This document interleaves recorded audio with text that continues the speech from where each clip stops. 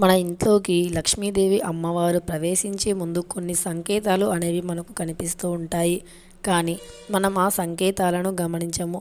ఇప్పుడు ఆ సంకేతాలు ఎలా కనిపిస్తే అమ్మవారు మన ఇంట్లోకి అడుగు పెడతారో మనం ఇప్పుడు స్పష్టంగా తెలుసుకుందాం. కొన్నిసార్లు మనకు మంచి జరిగే ముందు కొన్ని రకమైన సంకేతాలు అయితే మనకు కనిపిస్తూ ఉంటాయి. అవి కొన్నిసార్లు కళల రూపంలో కనిపిస్తూ ఉంటాయి. మరికొన్నిసార్లు ఇంట్లో వాతావరణం రూపంలో కనిపిస్తూ ఉంటాయి. ఇంకొన్నిసార్లు మనకు మనసుకు సంబంధించి కనిపిస్తూ ఉంటాయి. అయితే మన ఇంటి ముందు తులసి చెట్టు ముఖ్యంగా మనకు మంచి జరిగే ముందు, మన ఇంట్లోకి అమ్మవారు ప్రవేశించే ముందు తులసి చెట్టు మనకు కొన్ని సంకేతాలను తెలియజేస్తుంది. ఆ సంకేతాలు ఎలా ఉంటాయో ఇప్పుడు మనం తెలుసుకుందాం. సాధారణంగా మన హిందూ సాంప్రదాయంలో ప్రతి ఒక్కరి ఇంట్లో కూడా తులసి చెట్టు అనేది ఉంటుంది. ఒకవేళ ఎవరి ఇంట్లోనైనా లేకపోతే వెంటనే తులసి చెట్టుని పెట్టుకోండి. తులసి అనేది శాస్త్రం పరంగా కాకుండా సైన్స్ పరంగా కూడా ఎంతగానో ఉపయోగపడుతుంది. ఇక తులసి చెట్టుని ఎవరైనా పెట్టుకోవచ్చు. ఇక మన తెలుగు సాంప్రదాయంలో తులసికి ఎంతగానో ప్రాముఖ్యత ఉంది.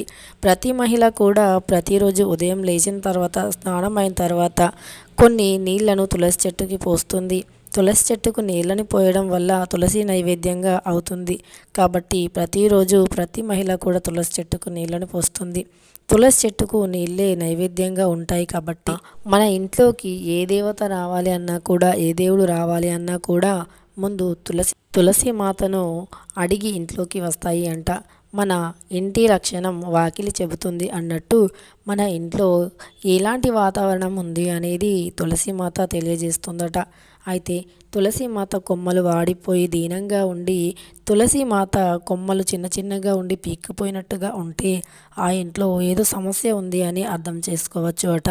ఆ ఇంట్లో ఆర్థిక పరంగా, ఆరోగ్యపరంగా సమస్యలు, గొడవలు, చికాకులు ఇలాంటివి తలెత్తుతున్నాయి అని అర్థం చేసుకోవచ్చు. ఇక తులసి చెట్టు పచ్చగా పెద్దగా పెరుగుతూ ఉన్నట్టు అయితే, చాలా గుబురుగా, ఎలాంటి చీడ అలాంటివి లేకుండా ఉన్నట్టు అయితే గనక ఆ ఇంట్లో ఎలాంటి సమస్యలు లేవు. డబ్బుకి, ఆరోగ్యానికి ఎలాంటి సమస్య లేదు. ఆ ఇంట్లో గొడవలు, చికాకులు లేవు అని కూడా అర్థం చేసుకోవచ్చట.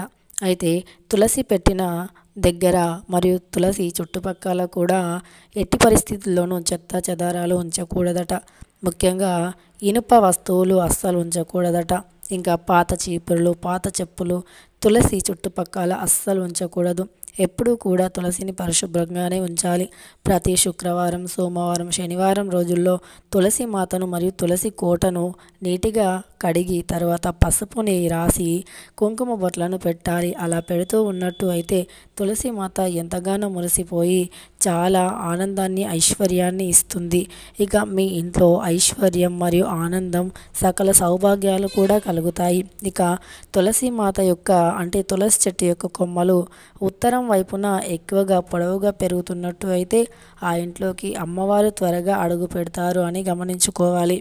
ఇక తులసి చెట్టు వద్ద వెలిగించిన దీపం ఎక్కువ కాంతివంతంగా, ఎక్కువ సమయం వెలుగుతూ ఉన్నట్టు అయితే గనక ఆ ఇంట్లో ఐశ్వర్య వృద్ధి జరుగుతుంది అని గుర్తుంచుకోవాలి. ఆ లక్ష్మీదేవి మీ ఇంట్లోకి త్వరలోనే రాబోతుంది అని కూడా గుర్తుంచుకోవాలి. హిక్స్ పరంగా కూడా తులసి చెట్టుకు ఎంతో ప్రాముఖ్యత ఉంది.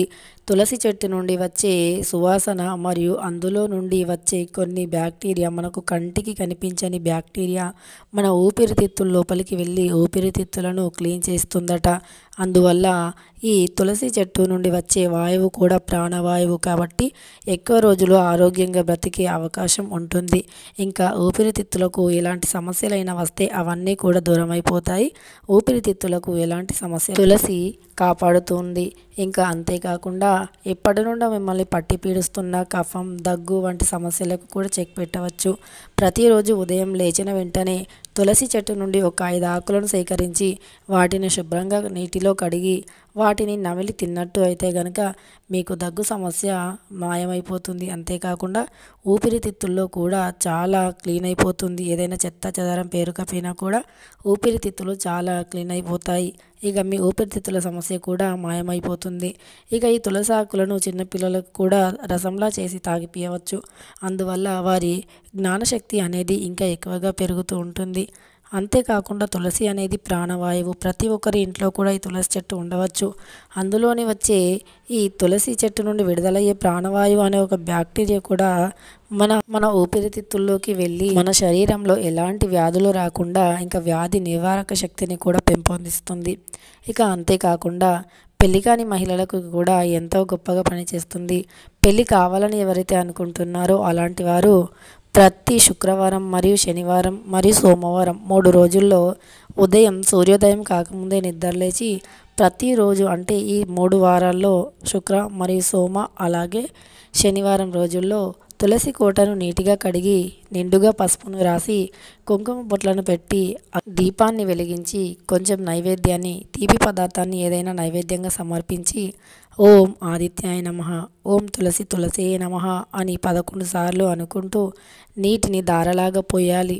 తరువాత సూర్య నమస్కారం చేసుకోవాలి. ఇలా మీరు క్రమం తప్పకుండా చేసినట్టు అయితే గనక మీరు ఏ కోరికలు కోరినా కూడా అవన్నీ తప్పకుండా నెరవేరుతాయి. ఇక ఈ తులసి కోటకు ఇంతటి ప్రాధాన్యత ఉంది. ముఖ్యంగా మన హిందూ సాంప్రదాయంలోనే ఎవరికి ఏ కోరికలు ఉన్నా సరే తులసి దగ్గర ఇలా చేయండి. ఉద్యోగం కోసం మీరు ప్రయత్నిస్తున్నా సరే తులసి దగ్గర నేను చెప్పినట్టు చేస్తే గనక తప్పకుండా ఉద్యోగ ప్రాప్తి కూడా కలుగుతుంది. ఇంకా మీ జాతకంలో జాతక దోషాలు ఏవైనా ఉన్నా కూడా అన్నీ తొలగిపోతాయి. తులసి దగ్గర ఉన్న శివలింగానికి కూడా ప్రతి సోమవారం అభిషేకం చేసినట్టు అయితే మంచి ఫలితాలను చూస్తారు. తప్పకుండా ఈ ఛానల్ని సబ్స్క్రైబ్ చేయడం అస్సలు మర్చిపోవద్దు. Have a very